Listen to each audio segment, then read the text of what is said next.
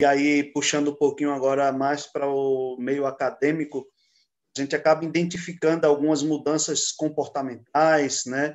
E acaba dando nome para elas, né? Por exemplo, é muito comum a gente ouvir esse termo patologia. E, lógico, ele está mais atrelado, no conhecimento que eu tenho, ele está mais atrelado para uma realidade que disciplina a ciência da psicologia, né? Lógico, você aqui vai elucidar melhor para nós isso. Mas, já tratando sobre isso e trazendo para esse campo aqui acadêmico, professor Hugo, como que a gente começa a perceber as diversas formas de aconselhamento que existem, né?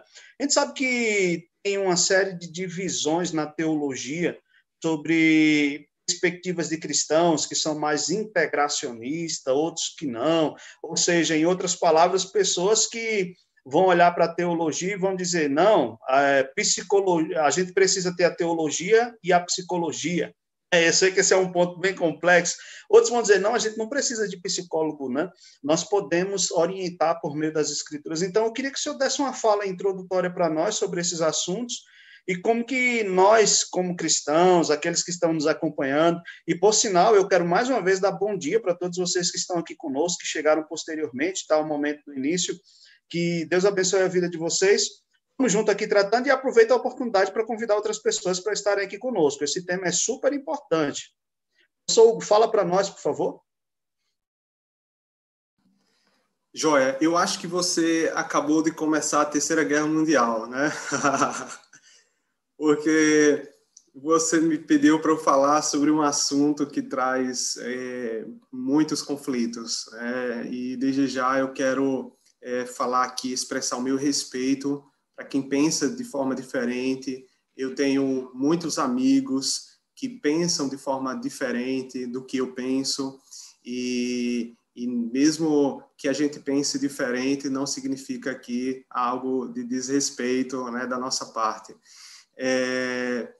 Eu poderia até comparar, pastor, como dentro da teologia tem o grande conflito entre arminianos e calvinistas, né? Eu falo dessa forma porque são bem opostos, é nesse sentido que eu quero comparar, tá? São bem diferentes. Aqueles que integram a psicologia no exercício do seu aconselhamento, e aqueles que não integram, aqueles que até acham, né, que não deveria ter ajuda nenhuma de psicólogos, né? Então, são dois caminhos bem diferentes e que eu penso, aqui já expressando o meu ponto de vista, né? Eu penso que se alguém até fizer uso da psicologia, indo para um psicólogo, sendo cristão, sendo honesto, ele entenderá que haverá limites no uso dessa ajuda, né? Se assim puder ser dito o nome aqui, ajuda. E eu falo assim porque, de fato, quando a gente olha para a Escritura, Deus sabe qual é o problema do homem, Deus sabe exatamente quem é o homem, Ele sabe qual é a solução para esse homem.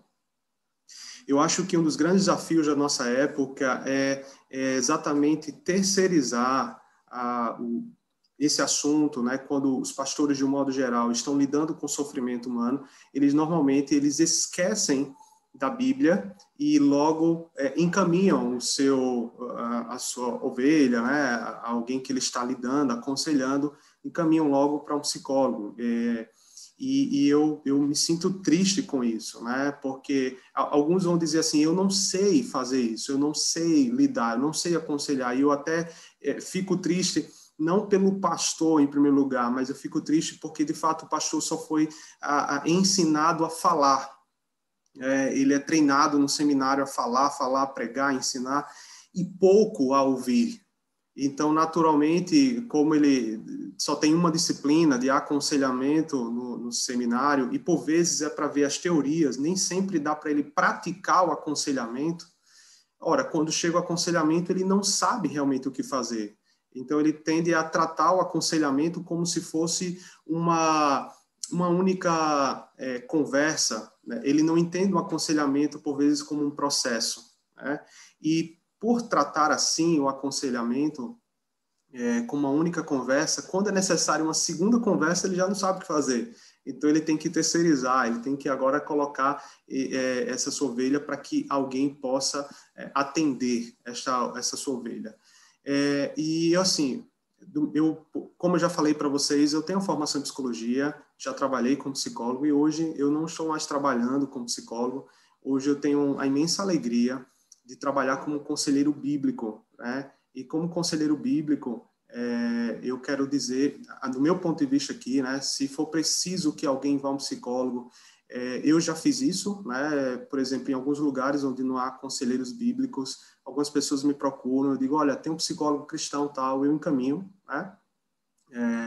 Eu não sou extremamente contra a psicologia, essa é a minha visão, né? Mas eu entendo que há limites, né? Aquele que for até o psicólogo, ele vai também encontrar alguns limites. E aí eu falo especialmente de questões que nós tratamos como algum assunto bíblico. E imagine então só que alguém vai para um psicólogo cristão e ele começa então a falar de Bíblia lá. O psicólogo cristão começa a orientar biblicamente. Ele começa a orar com o seu paciente. Nem a psicologia orienta isso. Na verdade, isso não é uma postura dentro da psicologia. Mas se o psicólogo cristão fizer isso,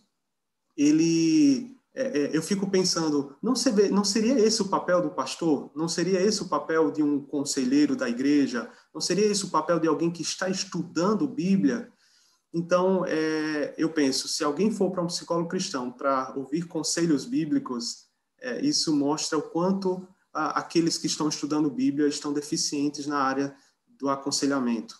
Eles deveriam aprender a ouvir, aprender a coletar dados, aprender a diagnosticar qual é o problema e trazer uma solução bíblica para o problema da pessoa. Então, eu entendo que isso traz muitas divergências nesse assunto, mas eu penso que até hoje, né, eu encontrei esse caminho mais equilibrado. Então, se alguém precisa ir, não há um conselheiro bíblico que vá, mas tem, então, esse limite de ajuda, né? O que seria realmente ajuda? A grande discussão, Herbert, é o que é essa ajuda, né? Por exemplo, com quem a pessoa se parecerá quando sair daquela sala? Qual é o alvo? Para a psicologia, o alvo é felicidade. E a felicidade, ela não importa o que vai ser feito. Tá? Então, não importa aspectos morais. O que importa é a sua felicidade. Vou dar um exemplo. Eu estivesse traindo a minha esposa e então eu quero ser feliz com a minha amante. E aí eu vou ao psicólogo, mesmo que seja um psicólogo cristão, ele pode até me encaminhar para um outro psicólogo, mas não caberia ao psicólogo cristão abrir a Bíblia, ministrar a Bíblia. Isso não tem nada a ver com a psicologia, vamos dizer assim, o papel do profissional, né? Então, se ele se incomoda, ele pode encaminhar para outro. Mas vamos lá, se eu fui para um psicólogo, sendo cristão ou não, e eu quero ser feliz dessa forma, para a psicologia não há um problema. Isso não é um problema. Há alguém sofrendo e que quer ser feliz, então, ora, o que é que está faltando, então, para você ser feliz? Então, para a psicologia não há um aspecto moral que vai dizer, epa, para aí, você está errado, cara. Você não pode de jeito nenhum fazer isso.